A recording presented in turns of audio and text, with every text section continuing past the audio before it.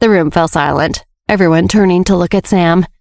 His joke had landed with an awkward thud, the pun failing to amuse.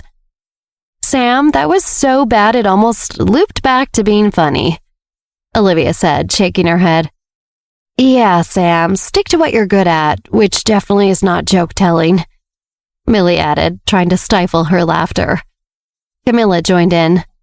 "You know, I'd say don't quit your day job, but I'm not even sure what that would be." Lena couldn't help but giggle. "I think my rabbits could tell better jokes."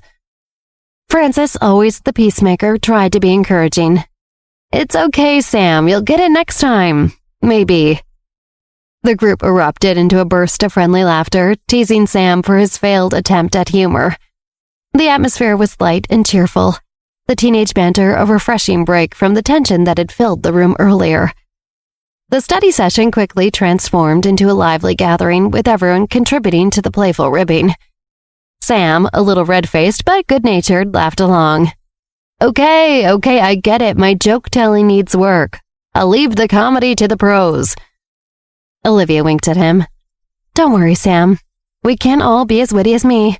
It's a tough job, but someone's got to do it." Millie chimed in. "And that someone is definitely not you, Sam." The room was filled with laughter as the friends continued to tease Sam about his failed joke. Sam himself couldn't help but join in, laughing good-naturedly at the playful ribbing. Georgina, watching from the sidelines, felt a pang of envy at the easy camaraderie within the group. Desperate to fit in, she attempted to join in, but misjudged the tone completely. "Yeah, Sam, you really are an idiot," she blurted out, trying to mimic the group's banter. The laughter abruptly ceased. The mood shifted instantly as everyone turned to Georgina with serious, upset expressions. The light-hearted teasing had taken a sharp turn into rudeness. Olivia was the first to speak up. "Georgina, there's a line. We can tease, but we don't get mean." Lena said, "Yeah, calling someone an idiot is not okay, it's just rude." Millie added, "We're all friends here. That kind of talk isn't welcome." Frances, always the peacemaker, gently said, "It's about having fun, Georgina, not putting people down." Sam, looking more hurt than offended, asked Georgina, "Is being rude like your default setting, or is this a new thing for you?" Camilla, who had been silently observing the interaction, decided to intervene. She completely ignored Georgina and turned to her friends. "So who's the new girl? I already don't like her." Lena answered, "That's Georgina Crawford." Camilla burst out laughing. "Another Crawford popping up where they're not wanted, huh? Classic." Olivia, seizing the opportunity to change the subject, asked Camilla, "Speaking of Crawfords, did you see Carolina Crawford around?" Camilla nodded, her expression turning serious. "I've been tailing Carolina since yesterday, but she's slippery. Lost her trail earlier today." Georgina, feeling both annoyed and ignored, scanned the room, her mind racing to devise a new tactic. She pouted, visibly upset by the group's rejection, and turned to Frances, seeking sympathy. "Frances, I don't get it. Your friends just don't seem to like me," she whined, her voice laced with frustration. "They're not even giving me a chance. It's like they've decided to hate me without even knowing me." The friends, overhearing her complaint, exchanged annoyed glances, their patience wearing thin. Frances, too, began to show signs of irritation. Georgina's continuous complaining was starting to grate on him, and his expression grew tense. Georgina, sensing her strategy was failing, played her last card. "I should probably leave," she said, expecting Frances to rush to her defense and offer to leave with her.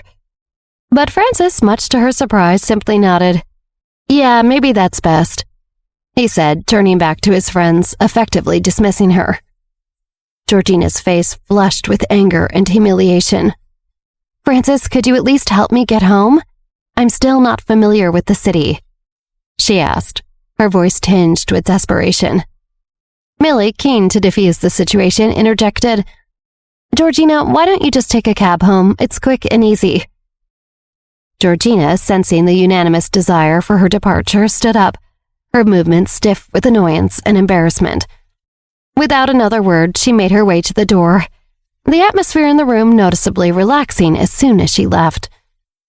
As Georgina disappeared, the friends turned their attention to Frances. Morgana, always direct, voiced the question on everyone's mind. "What the hell were you thinking bringing Georgina here today?" she asked, her tone a mix of disbelief and frustration. Everyone stared at Frances, waiting for an explanation.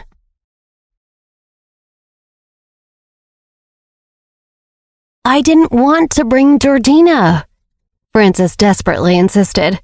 "She stuck to me like a barnacle when she and her mom came over to my house this morning. They hung around for so long. Then, when I said I had to leave, she invited herself to come with me. Her mom and my mom are old friends, so I couldn't get out of it." Olivia laughed but gave Frances a sympathetic look. "I'm so sorry. That sounds like an awful day." Frances sighed, exasperated. "Well, it gets worse. Her mom said this morning that she was going to transfer to Marshall School. I'm already dreading it. I can't imagine having to see her more often. I'm already thinking about which hallways have good places to hide if I see her coming toward me." Millie looked thoughtful. "Don't worry, it's a pretty big school." Olivia shook her head. "Honestly, she's going to bring down the mood of the entire school." Lena's eyes were wide. "And the collective IQ." Camilla Pell frowned. "Is everyone in the Nevin family like this? That Jake Nevin is not normal." "Jared Nevin is a cool person," Olivia chimed in quickly. "But you are very right about Jake." Olivia remembered that Jared had a date with Mark DeLillo that night and couldn't hide the smile on her face. She was looking forward to hearing about that. Frances noticed her odd expression. "Olivia, what are you smiling about? It's kind of a weird smile. It's a little scary." Olivia rolled her eyes. "What are you talking about?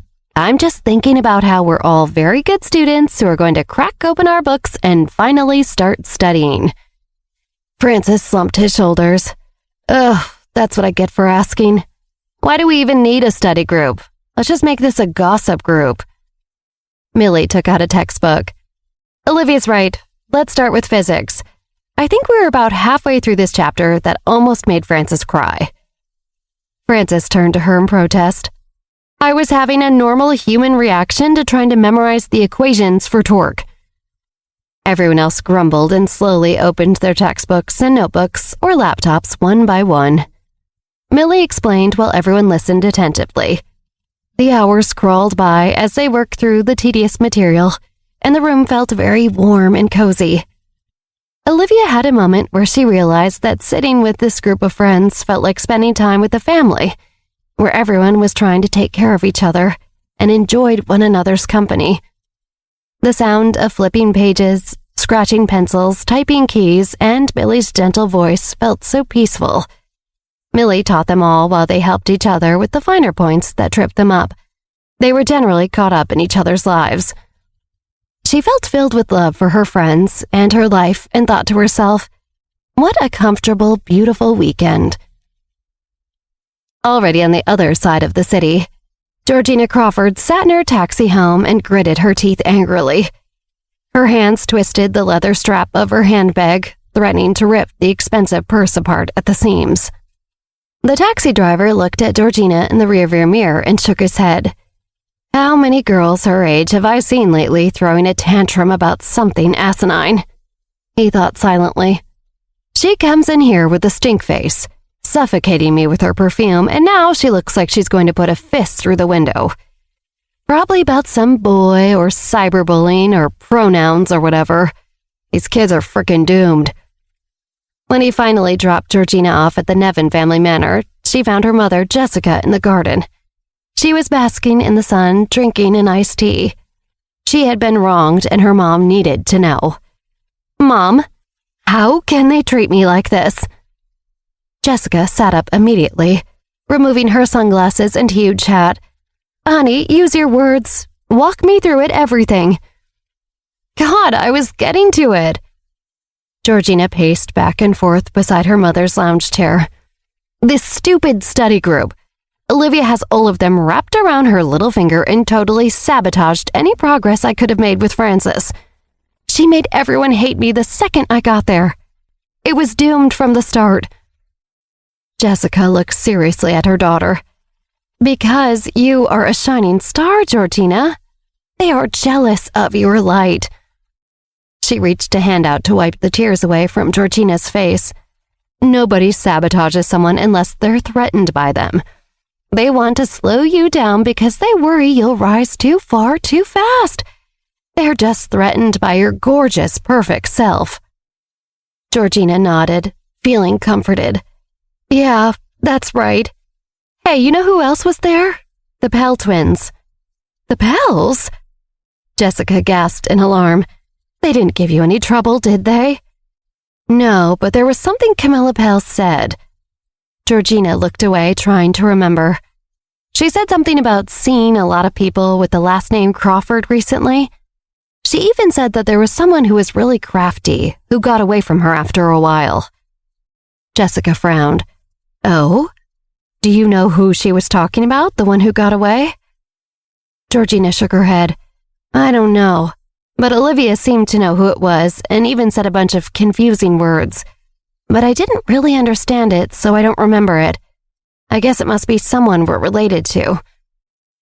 Jessica looked into the distance, thinking, is that so? It seems that the Crawford family has infiltrated New York City. Georgina was stunned.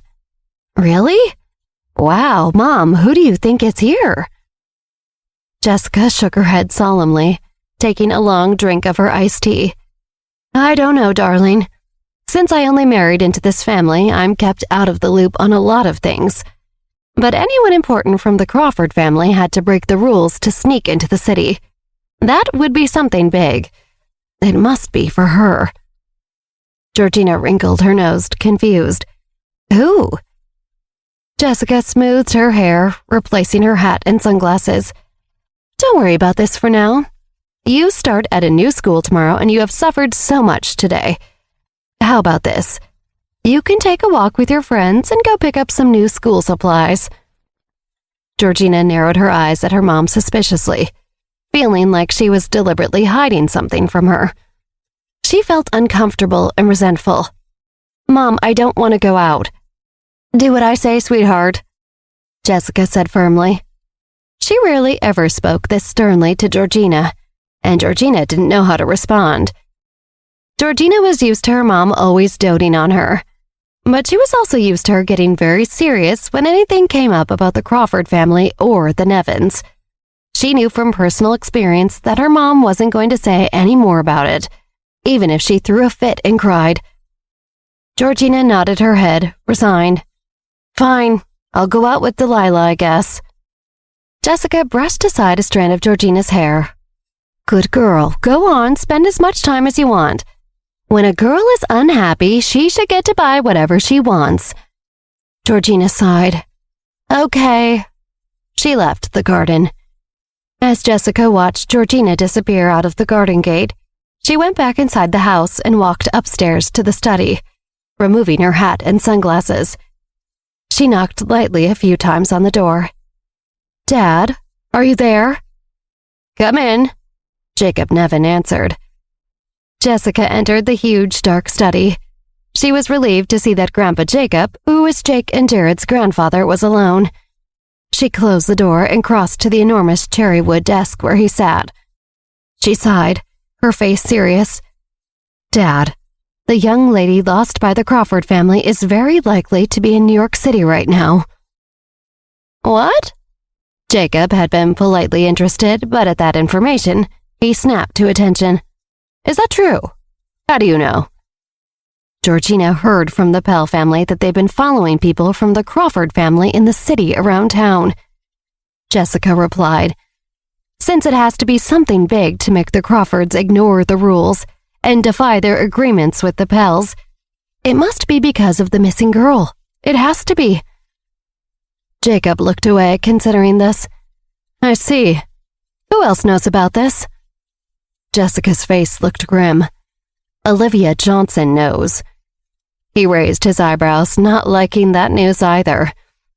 Jessica was worried. Dad, we have to find Mariana before anybody else. Jacob Nevin looked seriously at his daughter. What will you do once you find her? We have a few options. We could send Mariana back to the Crawford family, and then let them owe the Nevins a huge favor. That could be very advantageous for us. Jessica's expression changed as she continued. Or we could kill the girl and make it look like Georgina had been the real Mariana all this time. Jacob gasped. This. He looked at his daughter proudly. This is a brilliant plan. There's something else I need to say to you, Dad, Jessica said. Jacob Nevin nodded slowly. Go on. Do you know how difficult it was to raise Georgina alone, not knowing who her father was? Jessica looked at Jacob, her face haunted, her eyes shining. Those first 2 years, I was so angry that I couldn't give her anything, and she deserved everything. I felt like such a failure. I could handle getting by on nothing, but when my world was suddenly her, I don't know how we made it through that. That doesn't matter now, Jacob said gently. It's in the past. Now Georgina's life is very good. She's also basically all grown up. She's a big girl and has you to thank. Jessica shook her head. It's not enough. It feels like it could never be enough. But what we have is not enough to make up for the past at all. Jacob frowned, trying to understand. Then what exactly do you want, Jessica? Jessica looked into the distance, her eyes not focusing on anything as she became lost in her memories. I was so furious with myself when I first got pregnant. A drunken one-night stand in the Maldives, of all places. That man abandoned me and I didn't even remember his name. But when I found out I was going to have a baby, I knew the Crawfords were in town. It made so much sense that it would be one of them. I was so desperate and scared that I contacted the Crawfords, and they agreed that the father was probably one of the Crawford men as well. Jacob leaned back in his chair patiently. The whole episode was distasteful for him to relive, but he knew that his daughter was troubled by the ghosts of her past. He was wise enough to realize that she needed to get them out. Jessica frowned. Dad, do you remember when you told me Mariana Crawford went missing? The grandmother of the Crawford family couldn't stand the news and fainted. She asked if we could replace her with little Georgina to avoid a scandal, since she was a Crawford too. I blamed you at the time. I couldn't believe you made me do it. I couldn't stand the thought of having to pretend that Georgina was anyone besides my daughter. I hated it. Jessica's eyes turned to her father, her brows knitted together. But when everyone thought she was Mariana, that was an incredibly happy time for her. I am so grateful you made me do it because Georgina had a family and roots as Mariana, and we had the most luxurious life being Crawfords. Jacob frowned. Of course, the Crawfords are wealthier than the Nevins, and we couldn't afford to give you that kind of life. But are you and Georgina living a bad life now? No. Jessica shook her head. It's just different. She had a father and a whole family. She had a father's last name. She had her roots. I feel devastated that I can't give her those things. I feel so guilty that I don't know. Jacob felt like he was at a loss, and he hated that feeling. He always prided himself on having a plan, on knowing what to do. For a moment, he just looked at his daughter. He opened his mouth, then closed it again. Jessica stood up, suddenly angry, her scarred-over frustration spilling out of an old wound. If only Georgina didn't get hurt. If she didn't have to go to the hospital and get a blood transfusion, and that old Crawford woman hadn't seen that her blood work wasn't right, Georgina would still be Mariana Crawford. She would still be happy like she was. Jessica crossed her arms, staring out the window between the dark curtains. She tensed her jaw. When she arrived back home with me, she cried so much. She didn't understand. She wanted her father and her grandmother. It almost broke me. Jessica put her hand over her mouth, overwhelmed with emotion. She shook her head. At the time, I couldn't give her anything. I owed her. Jacob clenched a fist on his desk, growing frustrated. You've already given her enough. She is taken care of. She is fine. Stop being so stubborn, Jessica. It's not enough, Jessica retorted fiercely. It's far from enough. She drew a deep breath. Dad, if we can convince the world that Georgina is Mariana again, it will be good for you too. The Crawford and Nevin businesses combined, it would be huge for all of us. Jacob's expression changed. In his eyes was something new, something eager. He nodded. That's very interesting. Jessica knew he was an old-fashioned man. He thought that everyone in the Nevin family did not matter as much as the reputation of the family name. That's why his biggest priority was his male successor, who, by birth order, was his namesake, Jake Nevin. He tented his fingers as he leaned back in his chair. Do you have thoughts about how you would execute substituting Georgina for Mariana again? Jessica used an index finger to idly spin an antique globe on the other side of Jacob's office. Since the missing Mariana Crawford will be so much older from the last time she was seen, I'm sure they will want to run a DNA test. We will have them run one on Georgina as well and find a way to swap the reports. We can make it seem as though what happened all those years ago, when Georgina was cast out for having the wrong blood type, was a misunderstanding. Georgina will be able to return to the Crawford family where she was happiest. Jacob smiled, but then his face returned to a frown. We would need to dispose of the other Mariana. Jessica nodded.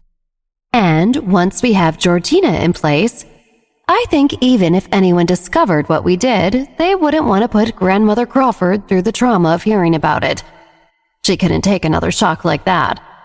Whatever allegiance they feel to this girl who is a part of their family for 2 or 3 years couldn't compare to how they feel about their grandmother. Jessica and Jacob felt satisfied that the Nevins would benefit hugely from this plan. No matter how useless Jake Nevin was, they could still guarantee that the Nevin family would be successful and wealthy for 100 years to come. Jake's reputation would be saved, and he could be considered to live up to Jacob's hopes for him. Jessica studied her father. Dad, do you want to go through with this? Jacob sighed.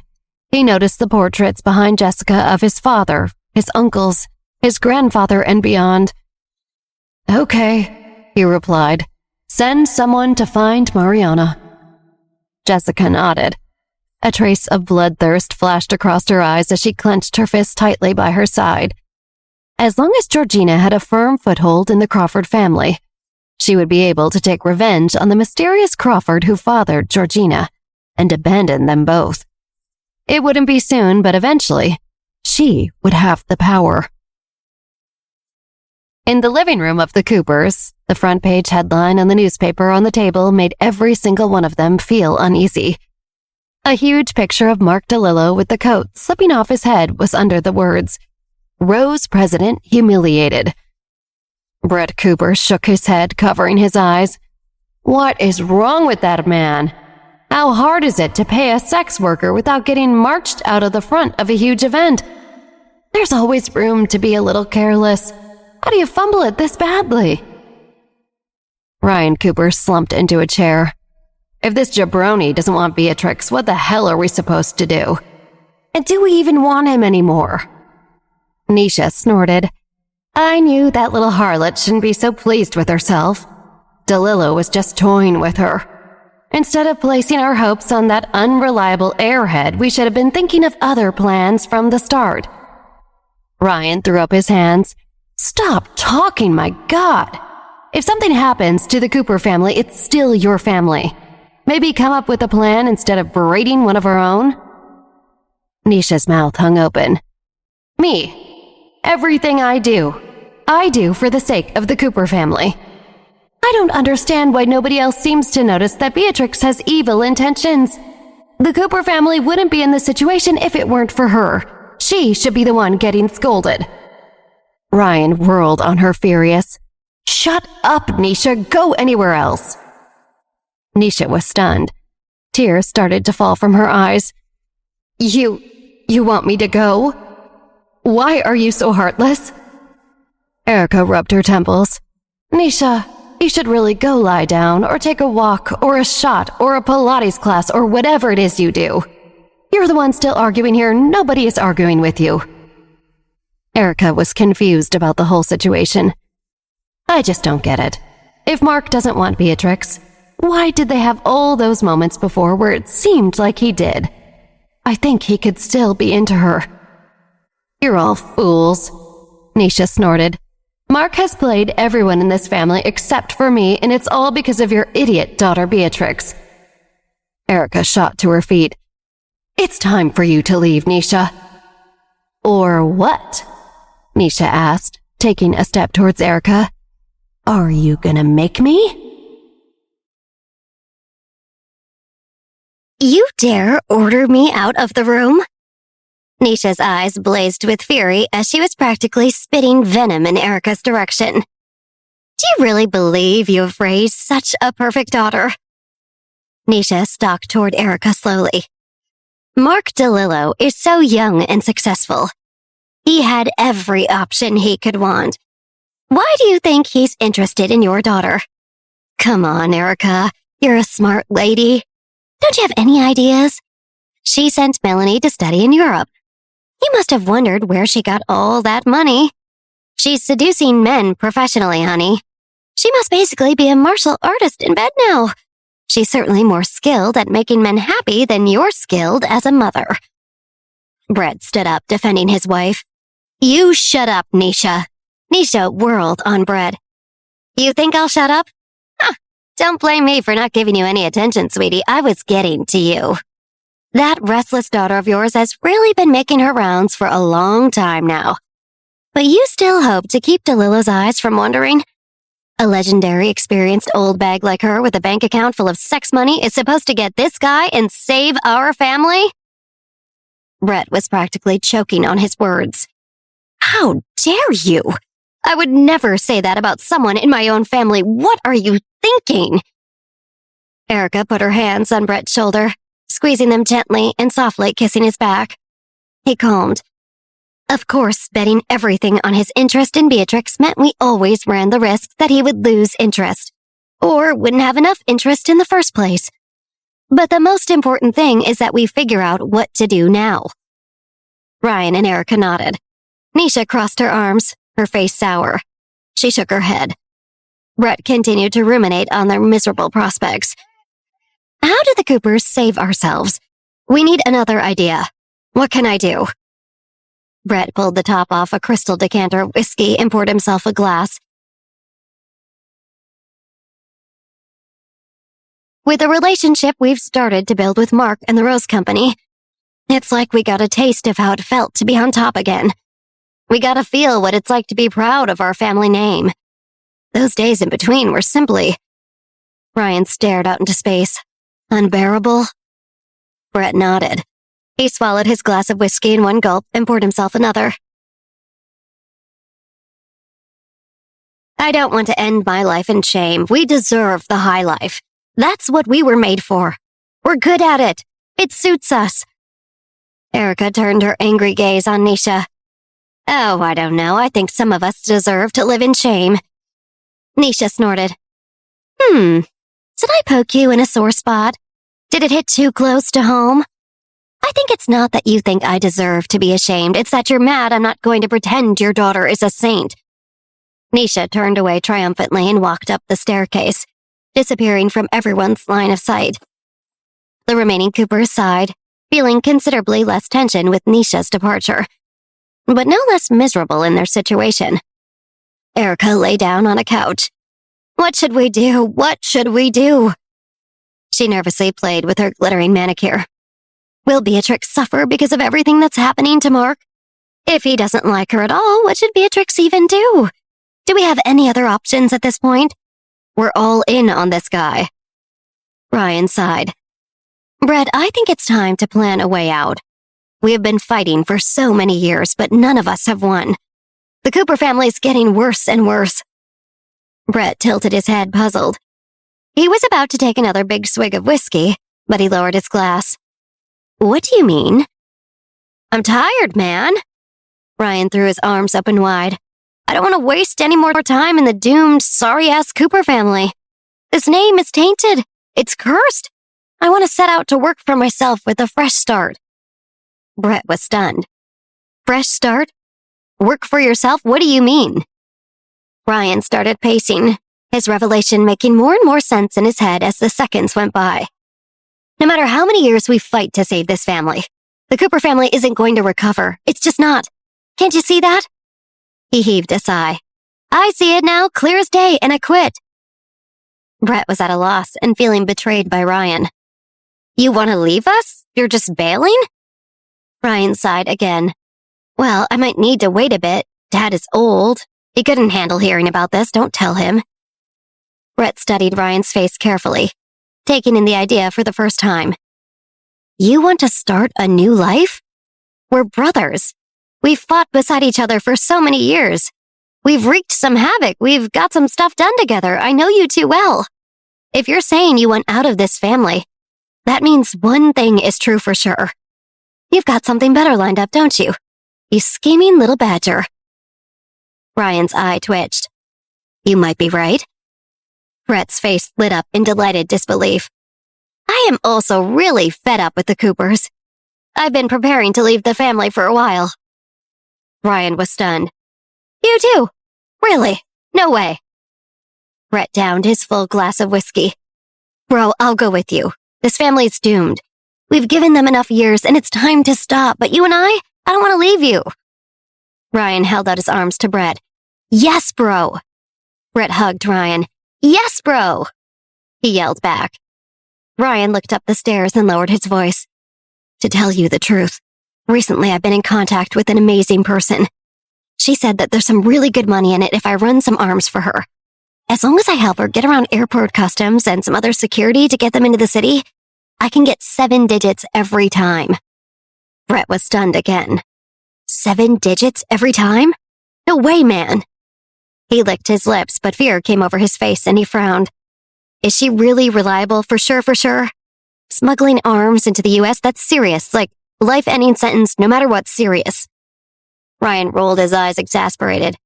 Oh my God, that isn't going to happen. To be completely honest with you, I did already do it once and I got paid. She was right. 7 digits. Brett gasped. How much, Ryan? Ryan beamed and held up a palm with all 5 digits outstretched. Brett cried out in surprise and envy. 5? $5 million? Ryan nodded. $5 million. Brett threw up his hands. Why would anyone do regular business when you can make that kind of cash? Brett shook his head and chewed a nail. Is it safe? Ryan cockily laid back in an armchair with his hands behind his head, his feet up on an ottoman. Of course it's safe. And there will be more work soon. The person I'm working for already planned everything out. She gives you all the instructions and tells you what to look out for. You're just running the errand. It's easy money. And if we get it done fast, we get a bonus. Double. Double? Brett frowned. Don't you think this kind of pay is suspicious? It's a little unbelievable. Ryan smiled. Of course it's believable, you idiot. We're rich, successful, upstanding people. So she needs to pay for our credibility. It gets done smoothly because the authorities trust us. Everyone wins.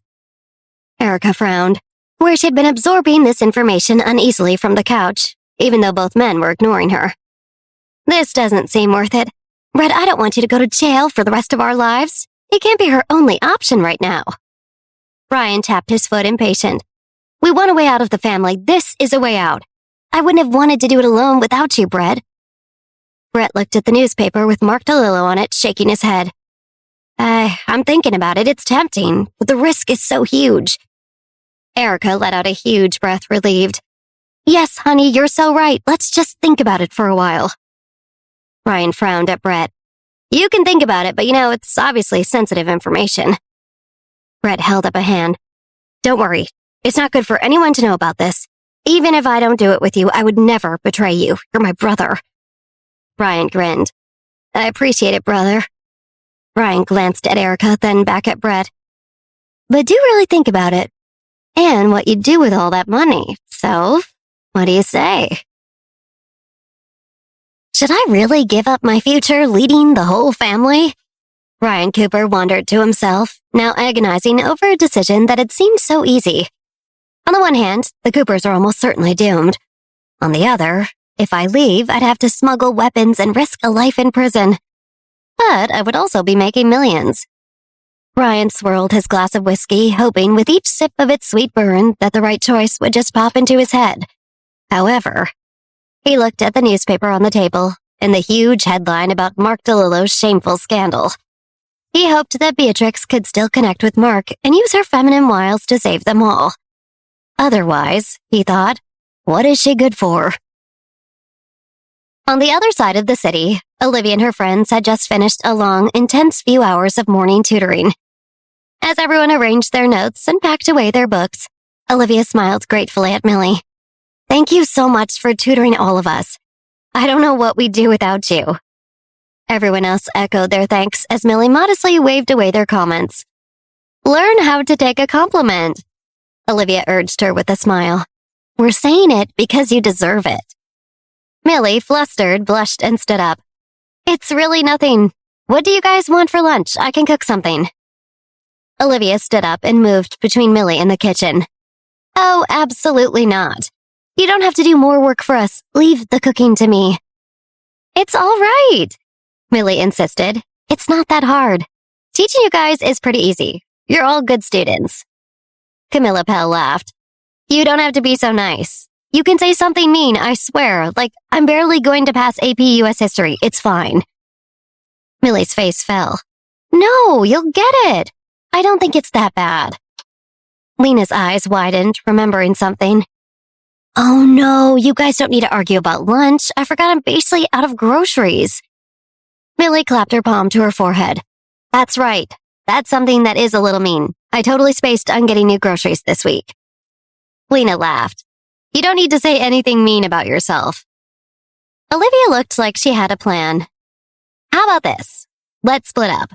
We had those cookies for a snack, so we have time to pick up what we need.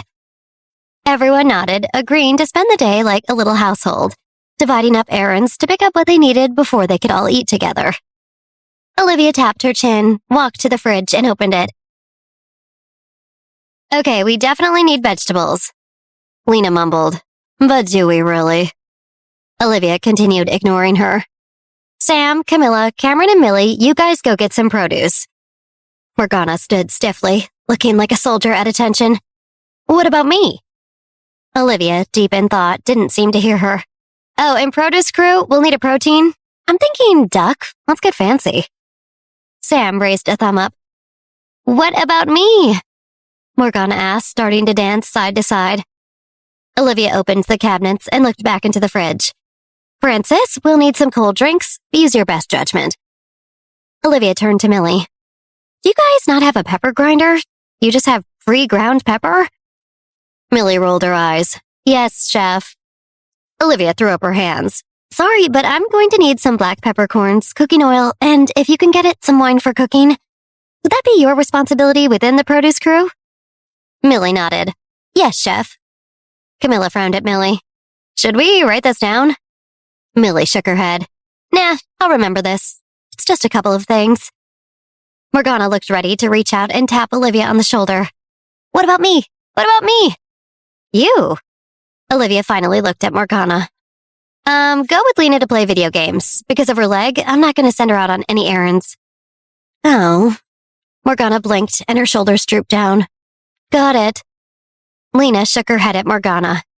What else would you have wanted? That's the best assignment. You get to hang out with me. Morgana pursed her lips unhappily. No.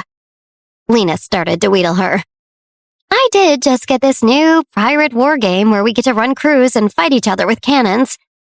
Morgana immediately perked up. Wait, that sounds amazing. What was I sad for? She sniffed, composing herself. I do think that taking care of Lena is a very important job. Am I right? Everyone laughed loudly as they were getting ready to leave. They all split up and went to attend to their errands. Millie, Cameron, Camilla, and Sam went to a farmer's market nearby where they could buy everything fresh. Millie asked Camilla and Sam to go handle the meat, while she and Cameron went to pick vegetables.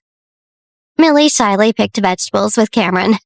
each of them picking up and wordlessly negotiating about who found the best zucchini or bundle of asparagus. Millie asked the farmer at the booth if there was a discount for buying a certain amount, and surprised he nodded. Nobody haggles anymore. I love a good haggle. He smiled. He gave Cameron a thumbs up. Young man, you've got yourself a very good girlfriend. Cameron smirked slyly at Millie and gave her a look with adoring eyes. He did think to himself that he liked shopping with her and accomplishing something domestic. Seeing her negotiate was very cute. Millie asked the farmer if he could throw in some peppercorns, and he nodded.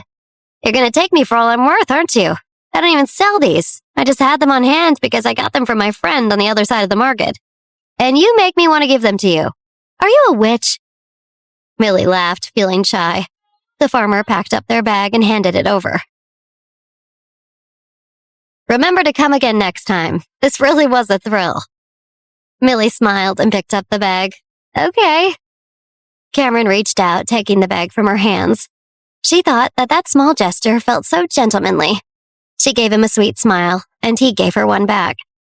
Millie signed, blurting out the thought before she even realized she was going to say it. I hope we all get to stay in the city for college, she said. That wasn't something they had talked about before, and she regretted saying it as soon as she did. That's putting so much pressure on him, she thought silently to herself, and on us. But he smiled and nodded back at her. Her worry immediately melted away. Millie started to fill Cameron in on everything that had happened in her and her friends' lives recently. It felt like they talked for a long time as they casually searched for their friends. But it also felt like nowhere near long enough. Her words were a little discorded, and she felt like she was babbling. But she felt filled with the desire to tell him everything as he listened with a smile on his face. Cameron stopped at a break in the farmer's market booth, and Millie saw that he was looking at a florist shop. They were about to enter together, Millie trailing a few feet behind, when suddenly a figure blocked Millie's way. It was Jake Nevin. What a coincidence, Jake sneered. He looked Millie up and down. I did not expect to see you here. Are you alone? Are you blind? Millie said loudly with a laugh, but she turned her head and saw no one beside her. Cameron had disappeared. I was with someone, she said as she gulped. Jake rolled his eyes. Do you have time? I just want to have a little talk. Millie took a step, aiming to walk around him. I have nothing to say to you. But he stepped to block her way again. How can that be? We can talk about some important matters related to Marshall School, and also talk about Millie. You two were at the same orphanage together. Jake lifted Millie's chin with the finger. What is your current relationship with her? Millie pushed his hand away. What does that have to do with you? Why do you care? Jake narrowed his eyes at her. Why are your two names so similar? Isn't that a weird coincidence? Don't you feel curious? Millie felt anger rise in her throat. It has nothing to do with you. Just worry about yourself. Jake frowned, stepping back from her. What? What do I have to worry about? Millie looked for a way to walk around him, feeling fed up. Seems like you're deceiving yourself just fine. You know what? That's hard to do. Never change. Jake reached out and grabbed her arm. Wait just a minute. Millie tried to pull away, but he held her arm tight. She tried harder, but he gripped her harder. Jake suddenly tensed up, dropping her arm. Millie followed his slack face and wide eyes to Cameron. Cameron had his ruthless expression on, and even she took a step back from his bloodthirsty eyes. Her heart skipped a beat. So did Jake Nevin's. He just wanted to regain some face. He did not expect to have to deal with the killing god of the Pell family. Cameron stared down Jake Nevin, wanting to take him out where he stood. Jake took a step backward. What a coincidence to run into you both. His body threatened to start trembling, but he steadied it. I just want to talk to Millie. Cameron, don't misunderstand me. It's not a big deal. Millie enjoyed seeing him so uncomfortable. Get lost, Jake. How dare you? Jake shot back angrily, but then he remembered Cameron Pell behind her and suppressed his anger.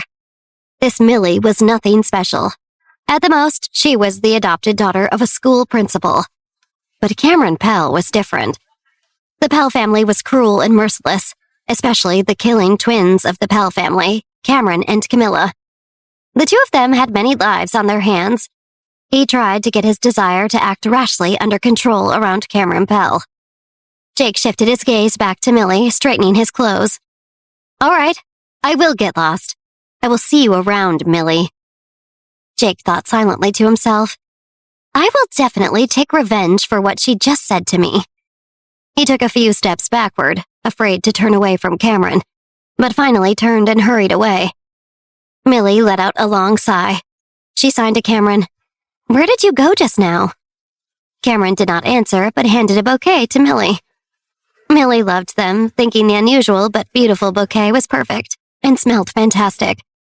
It was anchored by Protease, whose strange alien beauty she loved. She was impressed that Cameron chose them for her. Her irritation that Cameron had left her alone without saying anything disappeared. Cameron held the bag of their produce in one hand and stretched his other out toward Millie. She carried her flowers in one hand, and the other one rested in Cameron's large hand. Cameron smiled and held Millie's hand tightly. Millie gazed at him adoringly, feeling lucky and surprised to have found herself in this relationship with an odd but wonderful man. Camilla and Sam Feinstein, with their own shopping bag, hurried up to them.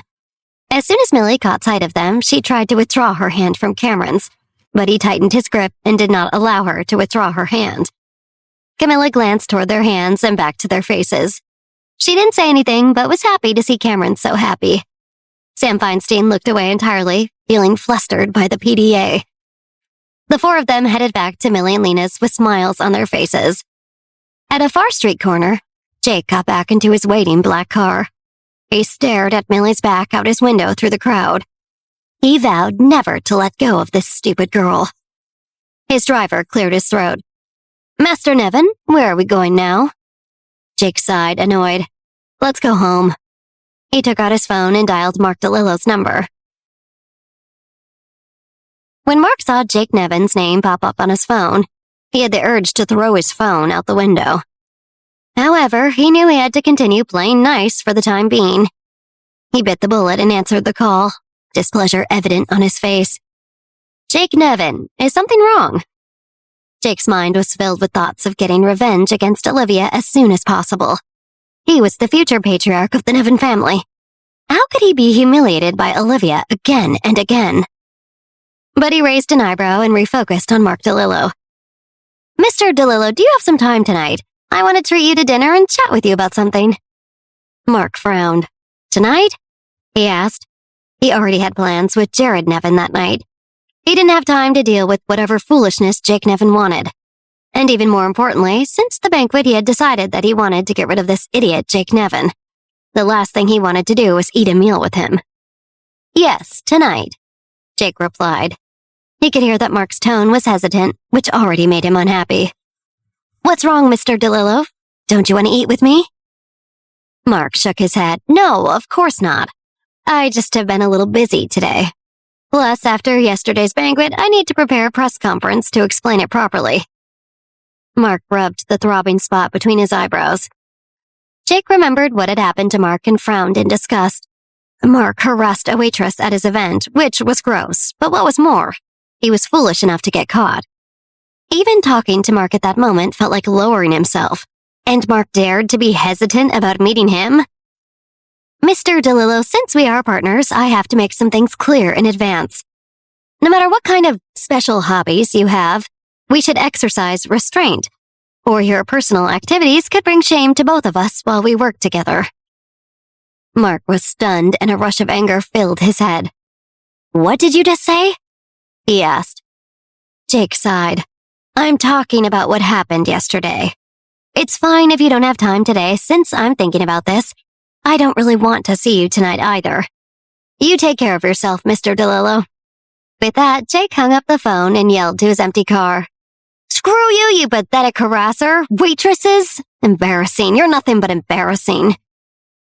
On the other side of the city, Mark was so angry that Jake Nevin hung up on him that his whole body was shaking. He threw his phone across his office, and a slew of curse words directed at Jake went flying along with it. None of this unfortunate series of events the night of the gala would have happened if Jake hadn't made a mistake with a drugged champagne glass. This was all his fault. But now this pathetic Jake Nevin actually dared to speak with him like he was the one who needed to change. Mark had a fantasy of running Jake through with a sword, pushing him off a building to be impaled on a fence, shooting him with a gun, driving him out to sea on a boat, and leaving him there to drown. Why did I work with this idiot? Mark thought bitterly to himself. Thinking about the money and manpower he had wasted on Jake Nevin in the past, it suddenly felt like it had all been a huge misstep. It was absolutely not worth it. Mark panted heavily, still cursing Jake into the stratosphere, trying his best to calm himself down. After a while, his assistant knocked on the door. Mr. DeLillo. Mark took a deep breath. He smoothed back his hair and picked up his phone, which had a spiderweb of cracks radiating from the corner. He sat behind his desk. "Come in," he called out. His assistant entered the room, holding up a thick document. "Mr. DeLillo, I have some details about the press conference that I would like to discuss with you." Mark frowned. "Just figure them out yourself. You don't have to bother me." His assistant was stunned for a moment. "But regarding the Q&A segment, I think there are some answers you do need to provide, sir." Mark grew increasingly impatient. "Just decide for yourself. I can't do your job and mine. What don't you understand about what I just said?" Mark shook his head, lamenting that he didn't have any useful people around him at all. They were all idiots. "Yes, sir," the assistant answered and left with a frown. Once he closed the door, he cursed quietly to himself. What is his problem? It's the first time I've ever worked for an executive who is so difficult and just completely ignores what I say to him. And if it weren't for this whole press conference, I wouldn't have to work overtime this weekend. Inside the office, Mark suddenly thought of something. He shouted, "Wait a minute! Come back!" The assistant heard this, terrified that Mark somehow heard him ranting to himself. But it was so quiet, he reasoned to himself. He put on a poker face, ready to deny that anything Mark heard was him, and opened the door again. "Mr. DeLillo," he said pleasantly, "what else do you need?" "My phone is broken," Mark called out gruffly without even looking at the assistant. "Go and buy me a new one as soon as possible. And the dishes for the banquet next Tuesday, give me the best ones." His assistant nodded. "Of course. Is there anything else I can do?" "No, go away." Mark waved his hand impatiently. The assistant took a deep breath. "Yes, sir." He left Mark's office, thinking to himself that he needed to find a new job as soon as he could. Working with this crazy guy was really taking years off of his life. In his office, Mark leaned back and stared at the ceiling. He took a deep breath. Tonight, no matter what price I have to pay, I need to succeed. Mark thought to himself, I must have Jared Nevin on my side, and I must have him at all costs. "All dressed up like this? Where are you going?" Jake called out from the living room of the Nevin family manor.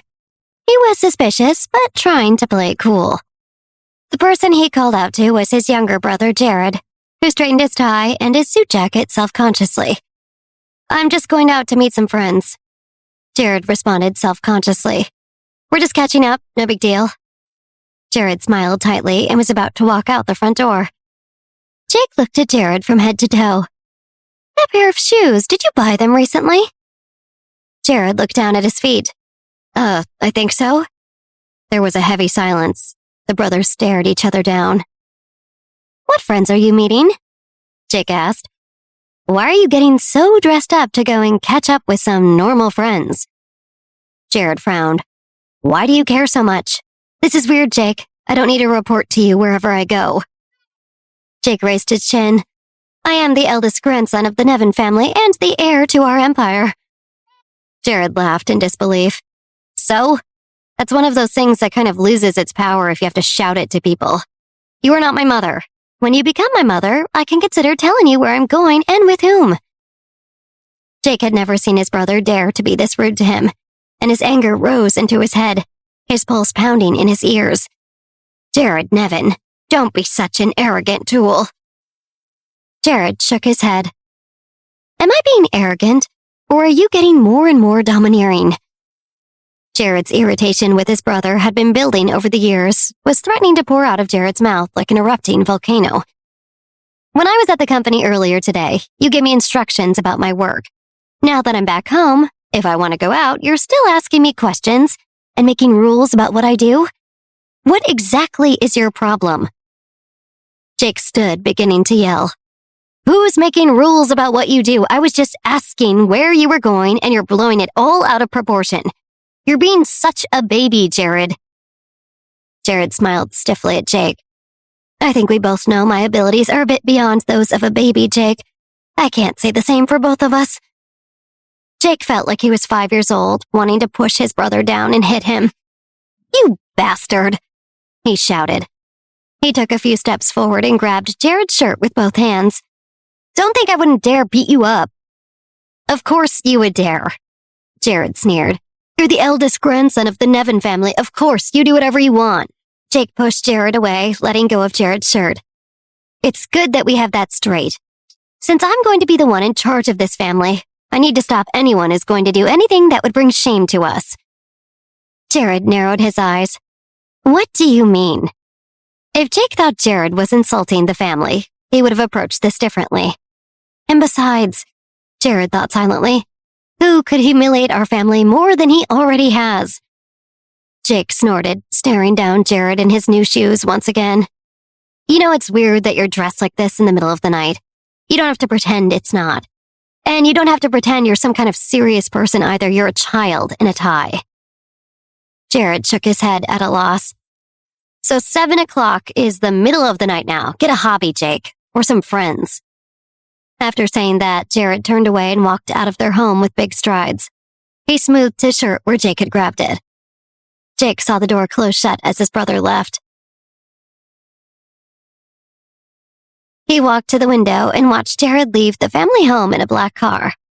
After a pause, Jake hurried out the door after him. He got into another car and said to the driver, "Follow Jared's car." "Yes, sir," the driver replied and turned on the ignition. Jake stewed in the back seat of the car, fuming. Why does Jared suddenly have all this confidence today? He thought silently to himself. Why is he dressed up at night to go out? Could he be colluding with Olivia? Is he a dirty traitor to the family? Jake became more and more uneasy as he thought about that possibility. He frowned and clenched his fists on his knees. The driver parked the car on the side of the road. Sir, Mr. Jared got out of his car. Jake sat forward and looked out his window. He saw Jared walking into the Rose Company's hotel. Jake's eyes widened. Jared? He thought angrily. That stupid bastard doesn't want to work with Olivia. He wants to snatch Mark DeLillo away from me. Jake gritted his teeth. Well, good job, Jared, he muttered. I really underestimated you. He thought miserably about everything with Mark, thinking again about Jared lying to him about meeting up with friends when he was actually meeting with Mark DeLillo. He felt his body fill with anger and disgust. He never thought that his brother would make a power move like this and try to snatch away everything he had. Sir, what would you like to do now? The driver asked. Jake narrowed his eyes and pulled out his phone. He dialed a number. Mark DeLillo. Mark was waiting in a suite for Jared. When he saw his phone vibrate on the table, he frowned. He picked up. Hello? Jake suppressed his anger, trying to pretend that nothing was wrong. Mr. DeLillo, it's me. I happen to be near your hotel. I don't know if you're there, but I thought this could be a good opportunity to talk about everything we were working on together. What a coincidence, Mark said cordially, but he felt annoyed. Why was Jake Nevin pestering him again? Didn't he have other stuff to keep him occupied? Unfortunately, Mark continued, I'm not feeling well today, so I went home to rest. We can talk another time. Oh no, is that so? Jake replied. Then I will not bother you anymore. You have a good rest and feel better. You've had a rough couple of days. Jake threw out that last subtle jab and hung up the phone. The driver asked tentatively, Young sir, Jake snapped. Continue to wait. He frowned as he fixed his eyes out the window. Yes, the driver said. Inside the building, Jared had just arrived at the suite on the top floor. A staff member opened the door to the room. Jared walked in and looked around.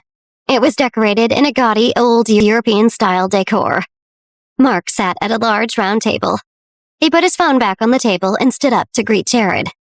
"Mr. Nevin, you have come. Sorry I wasn't downstairs to welcome you there." Mark apologized.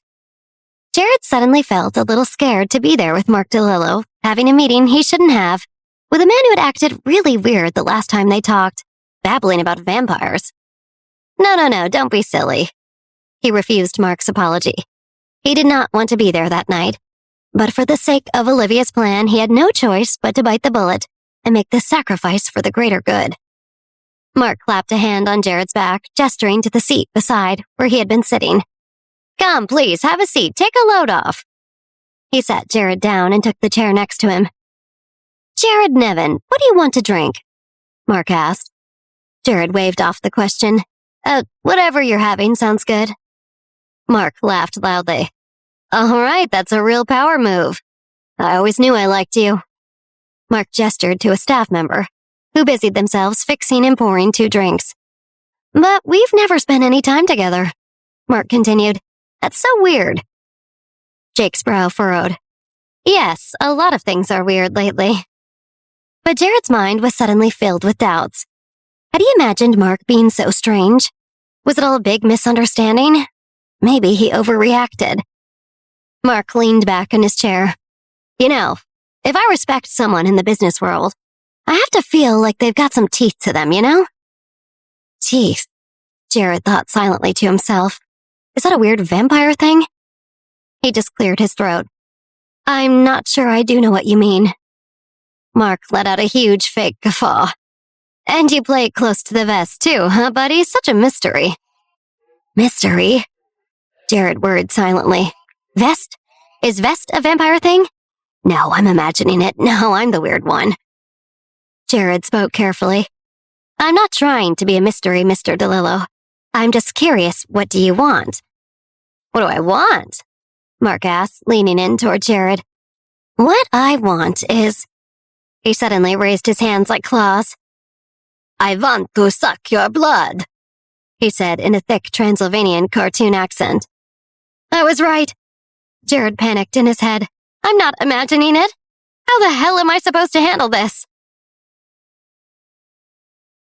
Could this meeting get weirder? Every time I think it can't, I'm wrong. Jared Nevin thought as he waited to see what else Mark had in store for him. Mark DeLillo smiled and patted Jared on the shoulder.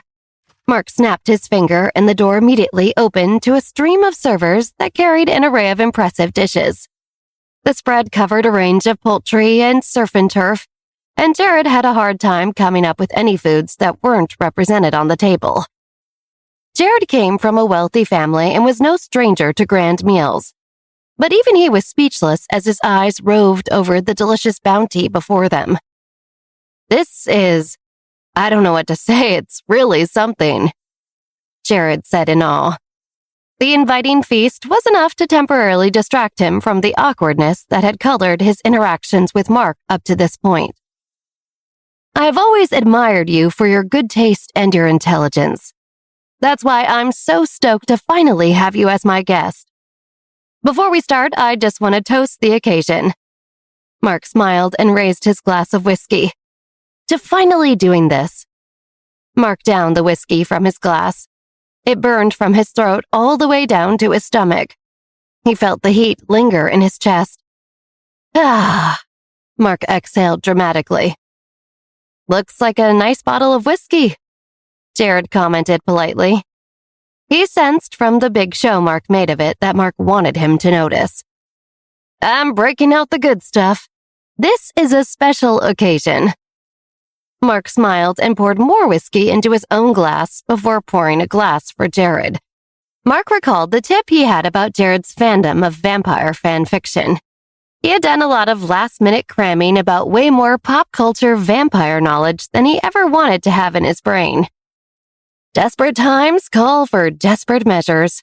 If talking vampires with Jared is what it takes to get him on my side, then I'll be all about vampires, Mark thought as he steeled himself for what he was about to say next. "You know, you remind me of someone from TV." Really? I don't get that very often. Jared laughed. Yeah, this is going to bug me until I figure it out, Mark said as he furrowed his brow, deep in thought. I know, you remind me of the character Spike from Buffy the Vampire Slayer. Mark nodded, pretending he had not planned this conversation starter in advance. Are you familiar with that show? Jared reminded himself that he was supposed to be on a mission at this meeting. I'm supposed to get Mark to trust me so that I can find out what he and Jake are up to, Jared recalled. I guess if he wants to talk about vampires again, that's what I'll have to do in order to win his trust. I just hope I know enough to keep up the charade, he worried. Jared nodded back agreeably. I do know the show, yes, although it's been a little while. He's still playing coy about his hobby, Mark noted to himself about Jared's reserved response. I'll have to really lean into it so he feels safe to talk about it. Will you remind me of Spike from that show? Can I call you Spike? Jared laughed uncomfortably. I'm flattered by the comparison, but you can just call me Jared. Okay, just your regular old human name then. Mark smiled and took another big drink of whiskey. He leaned in secretively. Between you and me, I like to go by Dark Lord Markham of the Undead. In certain private circles, of course. Cool. That is cool, Jared said with as straight of a face as he could muster. You're on a mission. Jared hyped himself up. I can call you Dark Lord Markham of the Undead if you'd prefer. Great. I knew you'd get it. Mark smiled.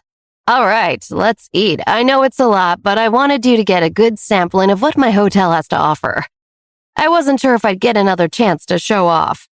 Whatever you like, there is more, so take as much as you want. Thank you. This really is amazing, Jared said as he stared at the food. He served himself and tried the venison first. The smooth, rich, earthy taste of the meat filled Jared's mouth. Wow, that might be the best I've ever had, Jared thought as his eyes widened. Looks like he's enjoying the venison, Mark observed. What a perfect time to bring it back to vampires. It's good, right? You know, eating it reminds me of ethical vampires that satiate themselves on the blood of deer instead of humans. Jared's eyes widened for just a moment, but he nodded enthusiastically. That's right. I like that about ethical vampires also. Mark mentally patted himself on the back. I'm killing this vampire thing. He grinned. With his confidence bolstered, Mark asked, have you ever read a story called The Seduction of Dracula's Daughter? Jared felt increasingly uncomfortable the more he watched Mark chew. No, I don't think I have, he mustered. Oh, it's a good one. Mark smiled. Probably my favorite online novel. They really explore the sexual overtones. Jared interrupted him quickly, desperate to change the subject. That was the best venison I've ever had, but I have to save room if I'm going to enjoy everything else here. That looks like crab. Is it crab? I will try the crab. Please, go for it, whatever you'd like. Mark gestured at the sumptuous dishes. Thank God he's hungry.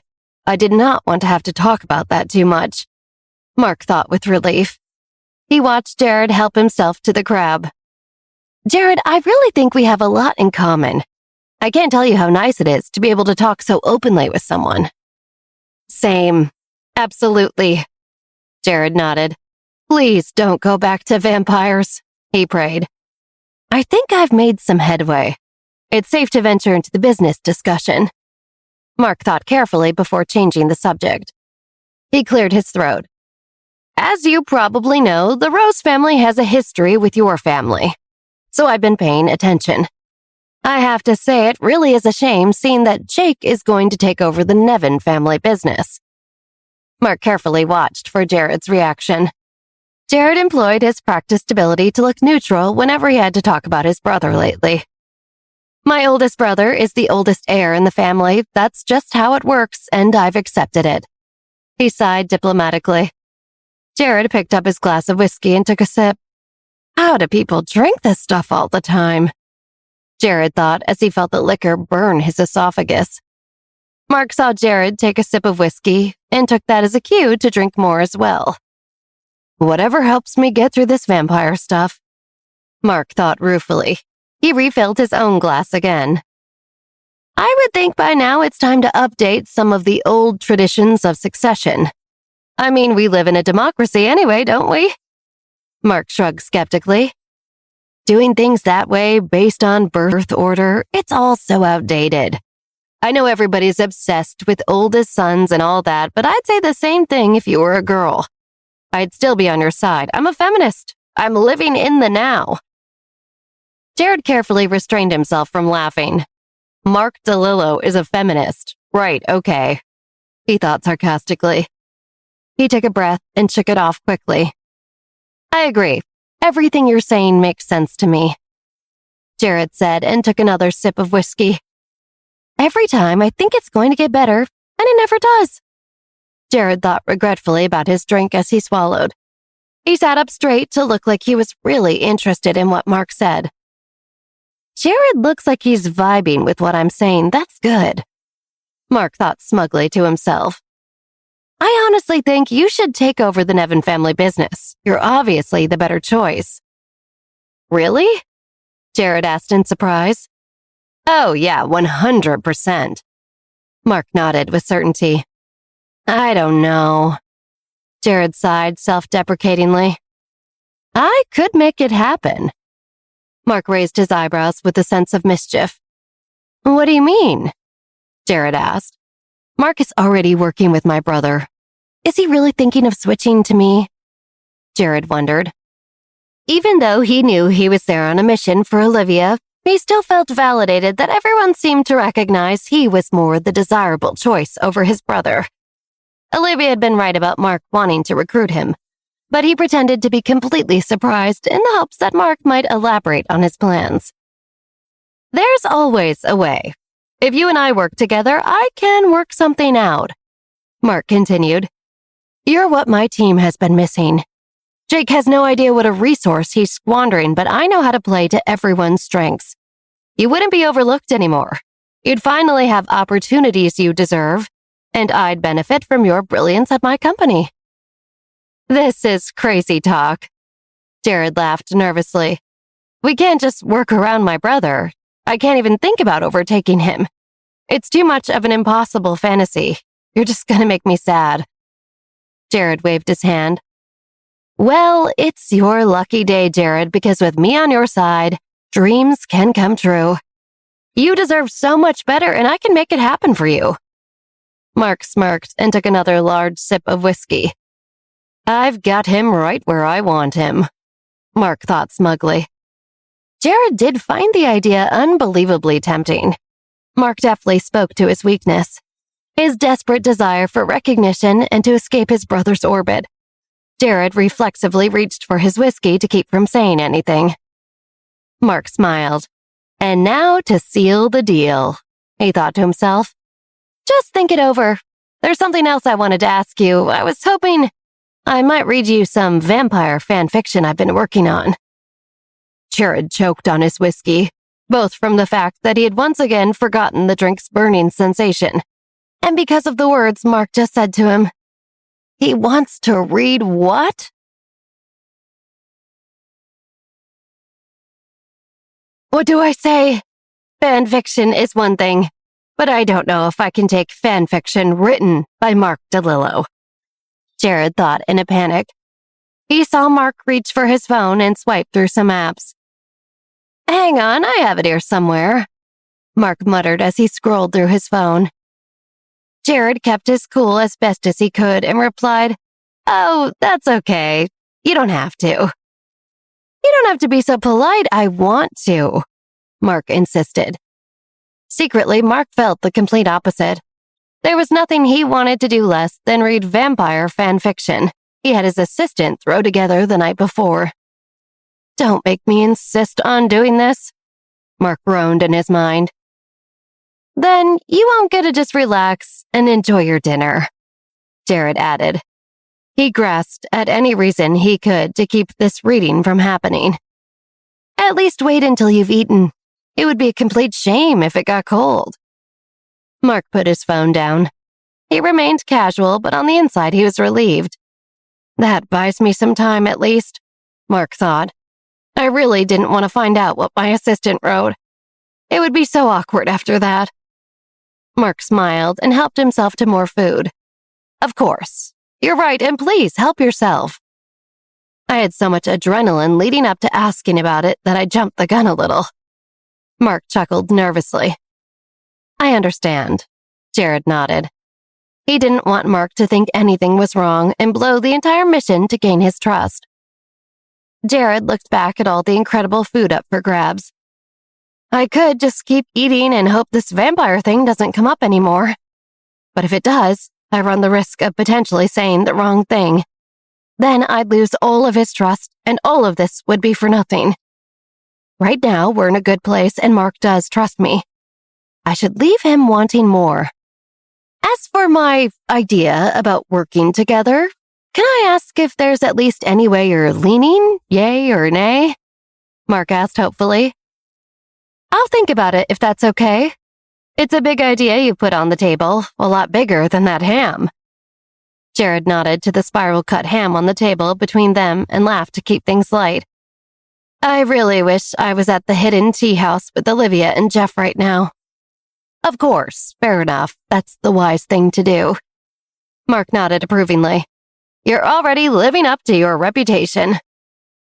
Jared seized his opportunity for an escape and looked at his phone. He frowned dramatically.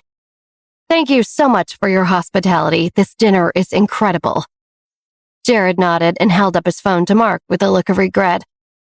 I'm afraid an emergency has come up and I must leave. I feel terrible. This is such an amazing dinner. I hope I can return the favor soon and make it up to you.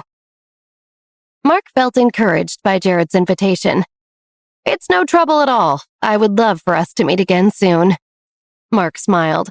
Remember, I am on your side. Thank you, Dark Lord Markham of the Undead, Jared said in a sly voice. He fought down every urge to visibly cringe. Oh God, that is awkward, Mark thought to himself as he heard Jared use the vampire name. That must be a good sign, though. Mark also maintained his composure. I appreciate that, and you're very welcome, he said and took a big sip of whiskey. Part of him hoped Jared would drink enough whiskey to forget all about that vampire name. Let me know once you've thought it over and made your decision. I will, Jared nodded. And seriously, once you've decided, call me anytime. I don't care if it's the middle of the night, it's no trouble, Mark insisted. Or it doesn't even have to be about that work decision yet. If you want to talk vampires, I'm your guy. Thank you, I'll call soon, Jared said quickly, cutting Mark off. Here, let me see you off, Mark said as he stood up from the table. No, I can't keep you from all this food. Jared shook his head. You're my guest, of course I'll walk you out, Mark insisted. All right then, thank you, Jared said.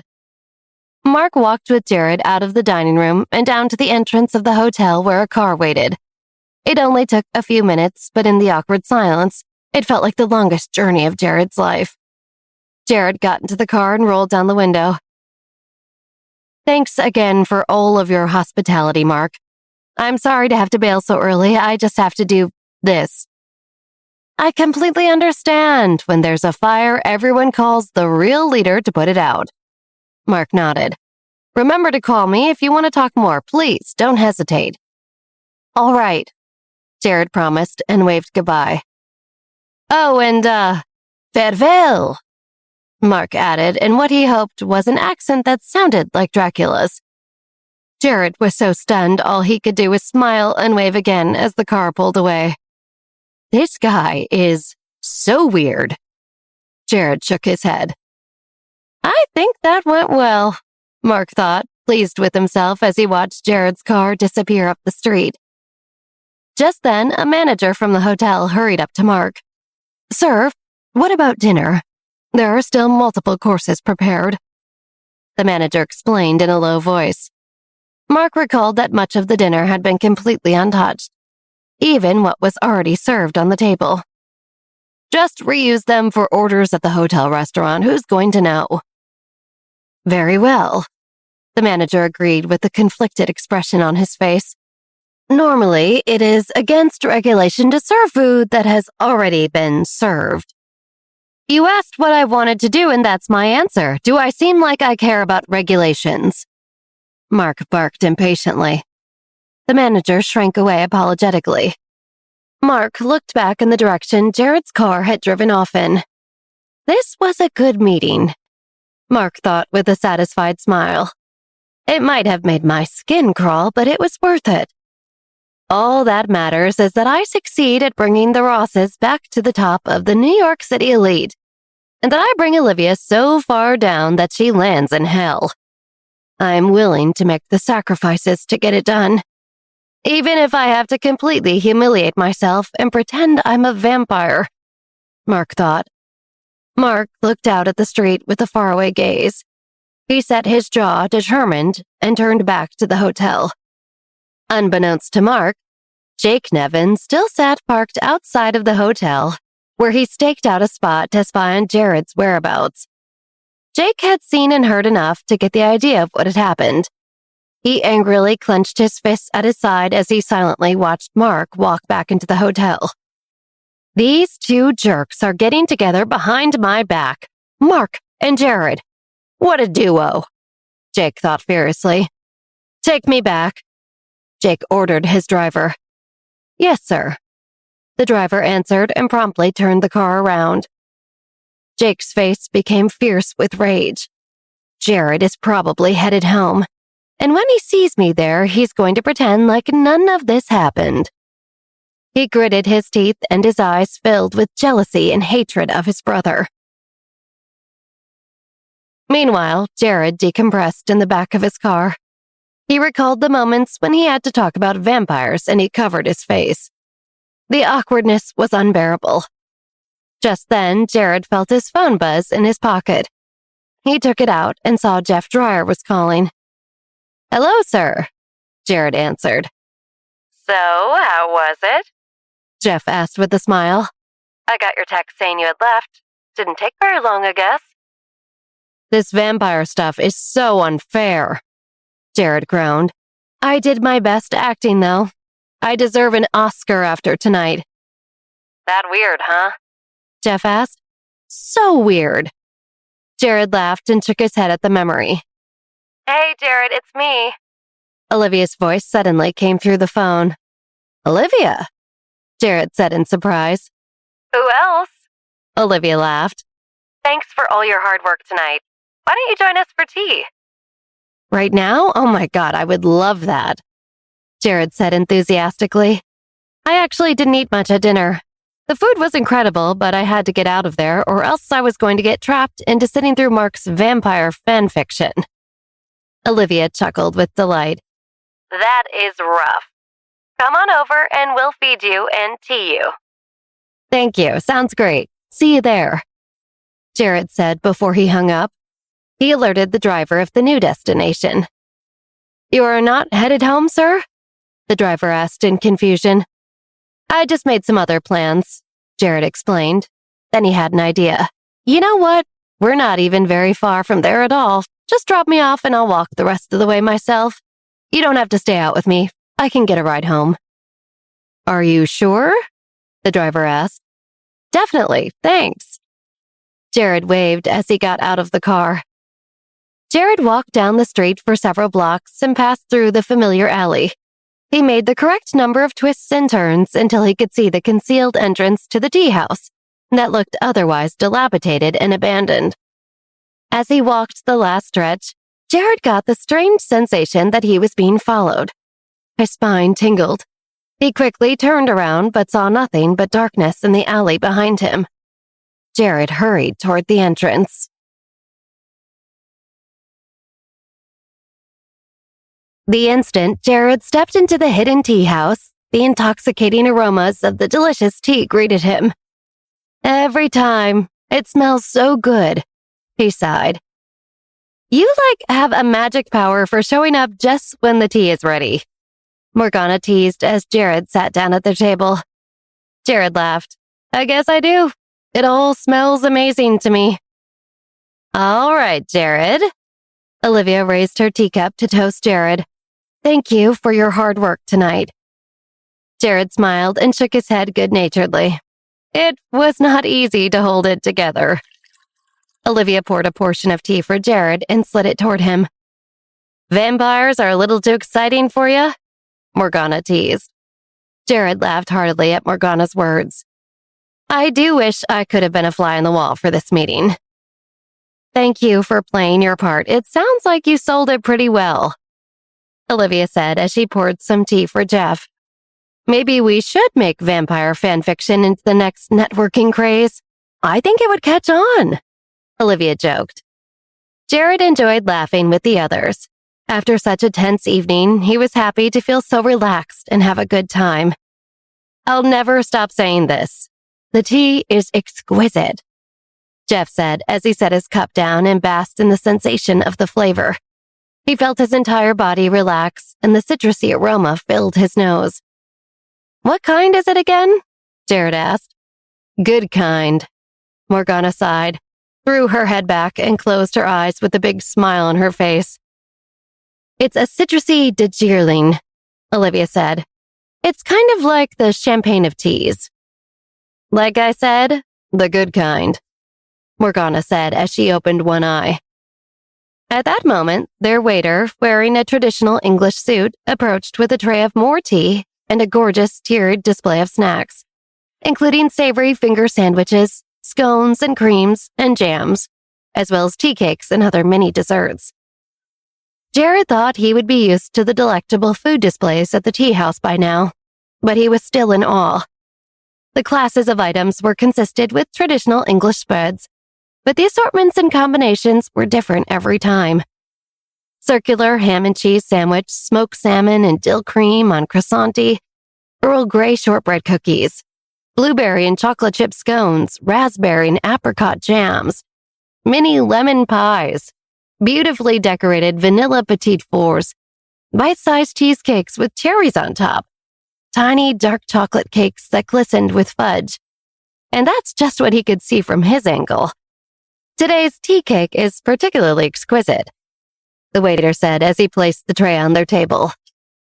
I will test it and judge, Morgana announced. She leaned forward and picked up a piece of the tea cake with a delicate fork. She put it in her mouth and chewed thoughtfully. Chocolate and cardamom, she nodded.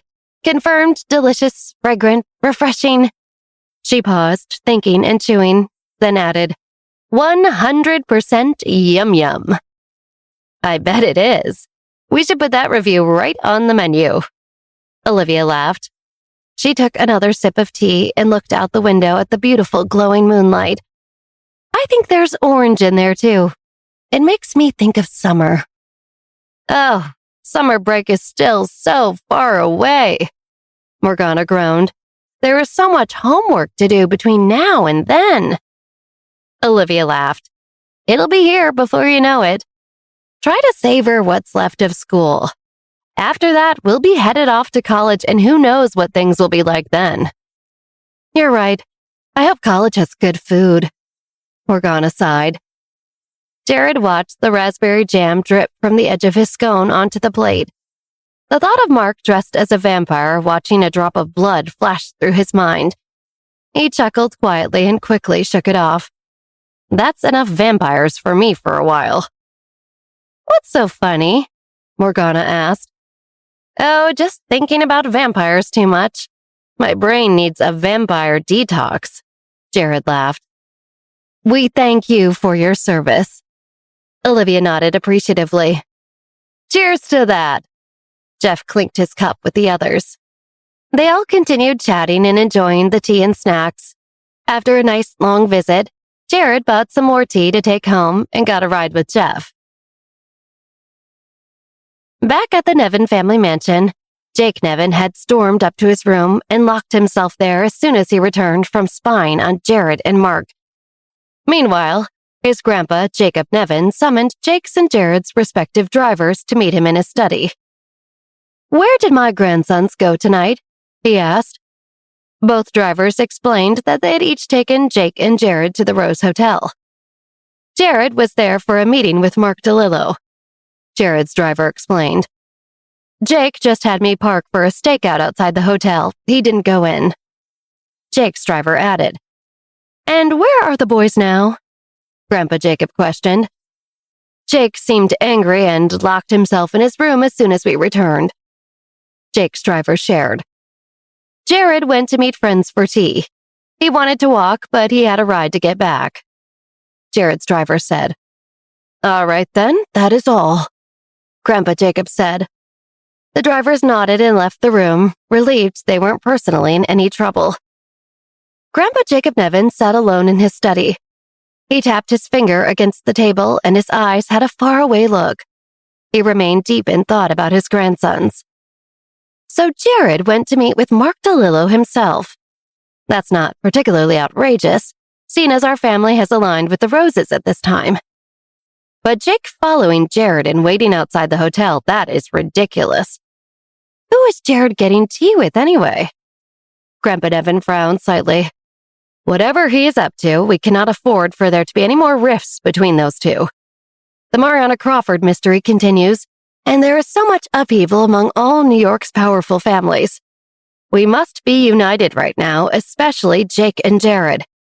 If they aren't, it could be disastrous for the family. It's such a difficult time right now. Grandpa Jacob let out a long sigh. Getting them to cooperate seems impossible.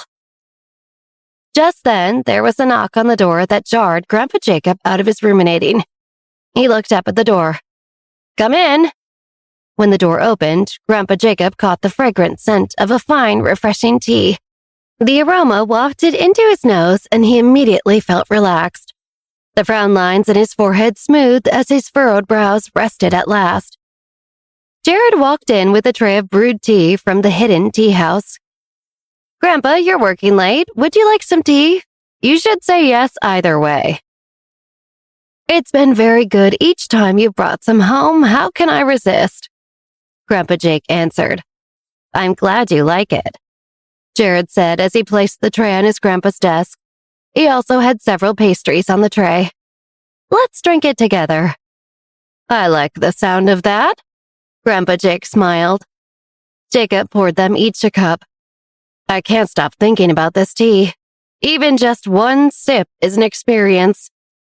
It's true, Grandpa Nevin said as he picked up his cup of tea and sniffed. I never knew tea could be this good. And it's good for you too, Jared added. It can help with muscle tension, it's good for your heart. It can even reduce the risk of cancer and other diseases. Can't complain about that, can we? Grandpa Jacob smiled as he took another sip. His mind went back to what the driver had told him earlier regarding Jared's whereabouts. Were you up to anything else tonight? He asked. President DeLillo asked me to meet with him for dinner, Jared answered. We were supposed to talk about the Handler banquet, but something came up for him, Jared said diplomatically. He avoided describing the actual scandal. I didn't want to take the meeting in the first place, but I figured it's time for the Nevins and Roses to cooperate. Saying no didn't feel right. Then I went to drink tea with my friends. I see, Grandpa Jake nodded. He had heard about the Handler's banquet and seen the newspaper coverage on the day that followed. Mark's scandal in particular cast a lot of doubt about Mark and his viability as a business partner in Grandpa Jacob's mind. Even so, we have already put so much into it. There is no turning back now. Grandpa Jacob felt himself relax after hearing Jared's updates about what he did that night. Jared is so honest and forthcoming about his plans. It feels good and easy to trust him like it should. Jake, on the other hand, Jacob let out a deep sigh. I'm impressed by how honest you are with me. I trust you, Jared, Grandpa Jacob said before he thought, I don't know whether I can trust Jake as equally.